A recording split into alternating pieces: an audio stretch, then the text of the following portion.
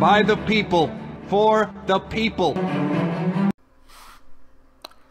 What's up, yo? Welcome to Movie Community College. I am the professor, your humble host, and we got a video here. It's called 5 Absolutely Bizarre Indian Movie Scenes That Will Leave You Speechless. I would say that I'm getting a good understanding of Indian cinema. Look what I got in the mail. First of all, we just finished watching Mother India. Look what I got in the mail, kids. You ready? What? Professor's got game. He's got mad game. A lot of the other reactors don't really watch the movies. I don't know if you've noticed that. And I would love to see an Indian channel put all the reactors on and just talk to them about films. What's your favorite film? Why? What do you think of this? And see how quickly people start folding like cheap tables. Just it would be hilarious, I think. Dude, I'm sorry, I'm cracking myself up today. I don't know what's going on. So let's take a look. If you think that Indian cinema currently is below average, then trust us that you haven't seen a glimpse of what really is horrendous. The late 90s and early 2000s in Bollywood was infested by some really cringe-worthy films, primarily featuring actors who were superstars in their heyday, but still felt the need to sign action films way past their prime. Even though we see a lot of this nonsensical plots and instances resurface, we can do nothing but hysterically laugh and present it to you guys. So here is Tried and Refused Productions with 5 absolutely bizarre Indian movie scenes that will leave you speechless. Jodidar. Whenever people think of a movie based on a bond between a man and an elephant in Indian movies, it is usually the 1971 film Hathi Mere Saathi. But what many people don't know is the 1997 film Jodidar is about a bond between a man and an elephant, while the elephant named Ganesh, in this case, is still seeking revenge against the goons that killed his original master. The situation takes a drastic turn when his new owner and his mother get captured by the main antagonist played by Puneet Asar, and how Ganesh saves them. Yes, an elephant saves them. So our man Ganesh is captured by them with a heavy dose. And Mithun enters the scene with random explosions behind him after beating the goons. A treat of Indian films in the 90s where just for the effect of it, they would show random explosions in the background. The elephant is freed and can be easily killed as it's such a huge mammal. The target isn't that tough, but what we see is Ganesh with ease beating up the goons while lazily twisting and turning and using his trunk.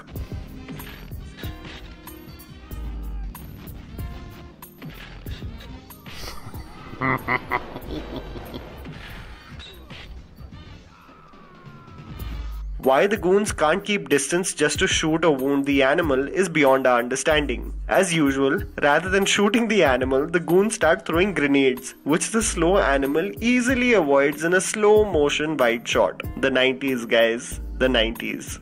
Judwar 2. One of the biggest hits of 2017 was Judwar 2, a movie that was inundated with some over-the-top acting but successful music, and recreating and reliving the nostalgia of the original led to its ultimate success. A scene, however, that made everyone literally cringe was the football kicking scene. As Rajpal Yadav constantly gets hit on the face by a football, Varun Dhawan in frustration kicks the ball in the air. And as David Dhawan wanted to make complete sense, that football landed perfectly on different characters from the movie scattered all over England, and each character does a perfect volley to the next character, eventually leading the ball to hit the character Alex, the antagonist who is admitted in the hospital and cannot speak. मतलब plot और character को connect करना हो तो David Dhawan से ही सीखे please.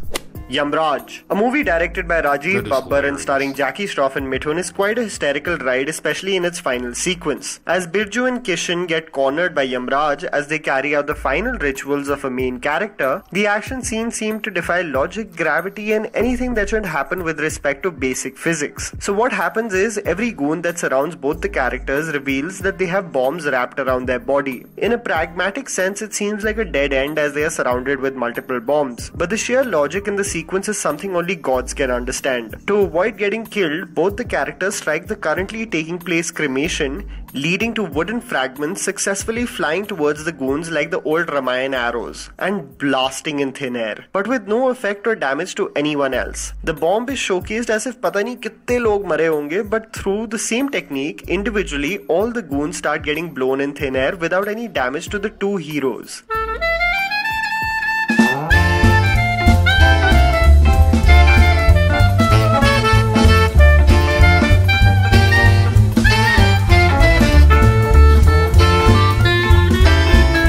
part is when a bunch of other goons come and attack them with motorcycles. But उनके पास सिर्फ motorcycles ही होते हैं. They don't have weapons and they just keep on drifting and putting wheelies on the actors to create damage. I mean, it doesn't make sense. Bhuka Sher. So in the late 90s and early 2000s, Dharmendra really didn't care about the story of the movie. If the man was getting paid, he would do anything. One of the prime examples of this was when he did a film in 2001 called Bhuka Sher, directed by Surinder Kapoor. Dharmendra plays a lazy, mostly hamming in every scene and obviously dubbed Brigadier Ranveer Singh. In an absolutely hilarious sequence, Dharmendra protects the character Ganga from multiple goons who, rather than using guns, try to attack her with an ample arsenal of grenades. Dharmendra in spectacular fashion kicks every grenade that is thrown her way.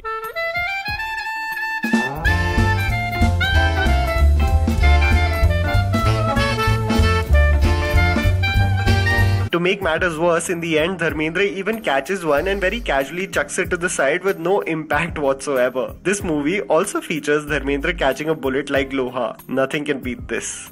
Shapat. So, a duo that regularly starred together in some really horrible cinema in the 90s were Jackie Shroff and Mithun. One such film was the 1997 Rajiv Babbar directed film Shapat. So the film is about corruption in police, a big conflict in the underworld, and all of this pandemonium leads to a final sequence which can be termed as nothing but a series of illogical but hilarious scenes. A bunch of the guards try to shoot Jackie Shroff, but suddenly he becomes Spider-Man, walking on the wall in the room and avoiding every bullet that comes his way. For some reason, these guards have swords too, and Jackie makes sure that he cracks their back. You know, the simplest way to kill a person, cracking their back. The villain headbutts Jackie Shroff from the floor, and the impact is so huge that it somehow leads to him going into a backflip. In close combat, it makes sense to kill a man with a pistol, right? But no, Gulshan Grover at point blank range wants to use a bazooka to kill two people, and both the actors dodge the missiles like machars, leading very conveniently to car explosions. The icing on the cake is when Jackie rescues a baby, and when his pant accidentally catches on fire, it gets extinguished. How? As the baby pees on it. God bless the 90s. And that was the list, guys. Write it down in the comments below if you have some video ideas for our channel. Please don't forget to follow me on Instagram. The handle's right in front of you. Follow me at Jam.